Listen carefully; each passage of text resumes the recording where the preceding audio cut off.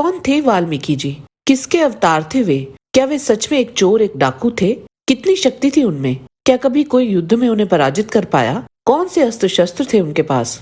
वाल्मीकि जी के जीवन से जुड़े ऐसे ही बहुत से प्रश्नों का उत्तर हमने इस वीडियो में देने का प्रयास किया है। उनके जीवन से जुड़े हर एक रहस्य को जानने के लिए इस वीडियो के अंत तक बने रहें।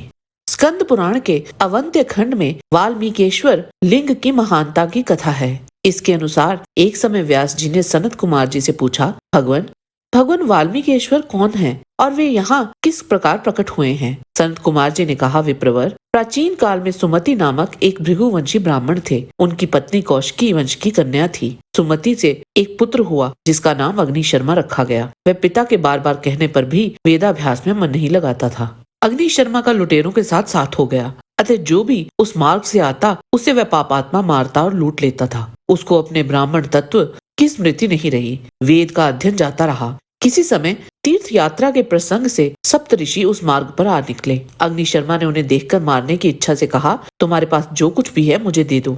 उसकी ये बात सुनकर महर्षि अत्रि बोले, तुम्हारे हृदय में हमें पीड़ा देने का विचार कैसे उत्पन्न हो रहा है? हम तपस्वी हैं। अग्नि शर्मा ने कहा, मेरे माता पिता, पुत्र और पत्नी, उन सभी का पालन पोषण मैं ही करता हूँ। अत्रि बोले, तुम अपने पिता से जाकर पूछो तो सही कि आप लोगों के लिए जो मैं पाप करता हूँ, ये पाप किसको लगेगा? तब अग्नि शर्मा तुरंत अपने घर पहुंचा। अपने पिता के समीप जाकर वे बोला, पिताजी, धर्म का नाश करने और जीवों को पीड़ा देने से बड़ा भारी पाप देखा गया है और मुझे जीविका के लिए ये सब पाप करना पड़ता है। बताइए ये पाप किसको लगेगा? पिता और माता ने उत्तर दिया, तुम्हें ही लगेगा। इसके उपरांत उसने अपनी पत्नी और पुत्र से भी यही प्रश्न पूछा, तो भी उन्होंने वही उत्तर दिया कि पाप तुम्हें ही लगेगा। तुम करते हो तो तुम जानो। जो कुछ तुमने मुनियों के साथ किया है उसे फिर तुम्हें ही भोगना पड़ेगा। उनकी बातचीत और व्यवहार को ठीक ठाक समझकर अग्नि शर्मा मन ही मन बोला, हाय मैं तो नष्ट हो गया। फिर तो उसने डंडे को दूर फेंक दिया और उन तपस्वी महात्माओं के पास जाकर खड़ा हो गया। तदंतर अत्रि जी अग्नि शर्मा से बोले, तुम इस वृक्ष के नीचे बैठकर महामंत्र राम नाम का जाप करो, इससे तुम्हें सिद्धि प्राप्त होगी। तब अग्नि शर्मा 13 वर्षों तक ध्यान योग में संलग्न रहा। उसके ऊपर बांबी जम गई। 13 वर्षों बाद जब वे सप्तऋषि पुनः उसी मार्ग से लौटे तो उन्हें वाल्मीकि में से उच्चारित होने वाली राम ध्वनि सुनाई पड़ी। उन्होंने वे बांबी खोदकर अग्नि शर्मा को देखा और उसे उठाया।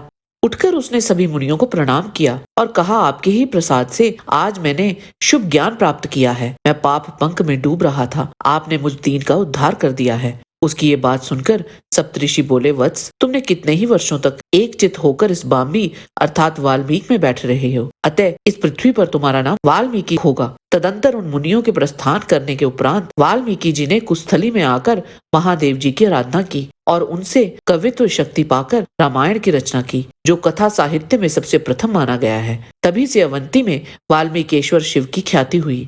वृहद धर्म पुराण के मध्य खंड अध्याय 41 के अनुसार महर्षि वाल्मीकि जी भगवान विष्णु के ही एक अवतार थे। कई लोक कथाओं में उन्हें ब्रह्मा जी का अवतार भी कहा गया है और ये भी कहा गया है कि उनको राम नाम का मंत्र नारद जी ने दिया था। इस बात का वर्णन हमें केवल विष्णु धर्मोत्तर में मिलता है, अन्य और किसी भी पुराण या ग्रंथ में नहीं है। पद्म पुराण के पाताल खंड अध्याय 126 के अनुसार जब श्री राम ने माता सीता जी का परित्याग किया था तो उस समय महर्षि वाल्मीकि जी ने उन्हें अपनी पुत्री बनाकर अपने आश्रम में ले गए थे।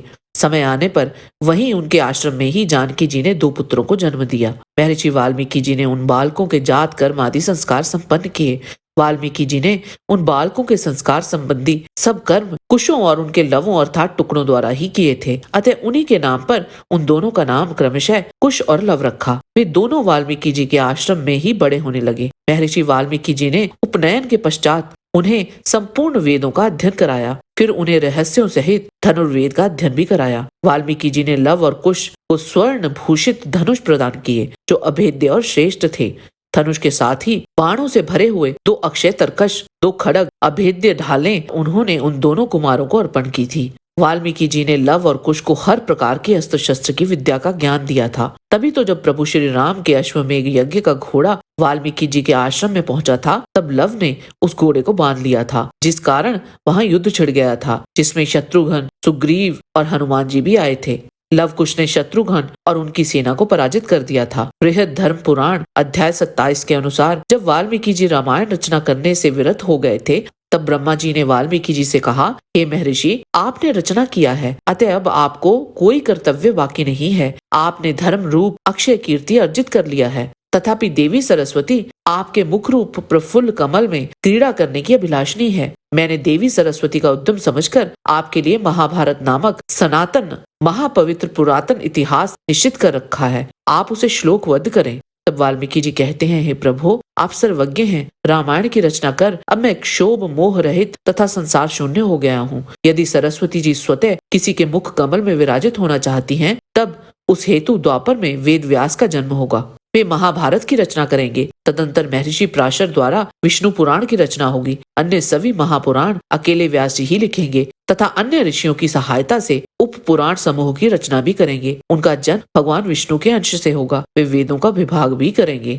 आगे चलकर महर्षि वाल्मीकि जी ने ही महात्मा व्यास जी को काव्य बीज का उपदेश प्रदान किया था। बृहद पुराण के इस वृतांत से हमें ये ज्ञात होता है कि वाल्मीकि जी भविष्य देखने में भी सक्षम थे। देवी भागवत पुराण स्कंद 9 के अनुसार वैदिक अष्टाक्षर मूल मंत्र परम श्रेष्ठ है। लक्ष्मी बीज और माया बीज बना हुआ ये मंत्र कल्प वृक्ष के समान है। प्राचीन काल में कृपानिधि भगवान नारायण ने भारतवर्ष में गंगा के तट पर वाल्मीकि जी को ये मंत्र प्रदान किया था। वाल्मीकि जी महाभारत काल में भी जीवित थे और वे उन कई मुनियों में से एक थे जो युद्ध समाप्ति के बाद युधिष्ठिर से मिलने गए थे। उन्होंने युधिष्ठिर को शिव पूजा के लाभ बताए थे और अपना एक वृतांत सुनाते हुए कहा कि एक बार की बात है, कुछ तपस्वियों ने ब्राह्मण हत्या का दोषी मानकर मुझे श्राप दिया था। श्राप मिलते ही मैं पाप के अधीन हो गया। तब मैंने भगवान शिव की घोर आराधना की और अपने सभी पापों से मुक्त हो गया। वाल्मीकि जी ने युधिष्ठिर से कहा कि उन्हें भी उनकी तरह भगवान शिव की आराधना करनी चाहिए। सप्त ऋषियों के द्वारा राम नाम का महान ज्ञान प्राप्त करने के उपरांत महर्षि वाल्मीकि जी ने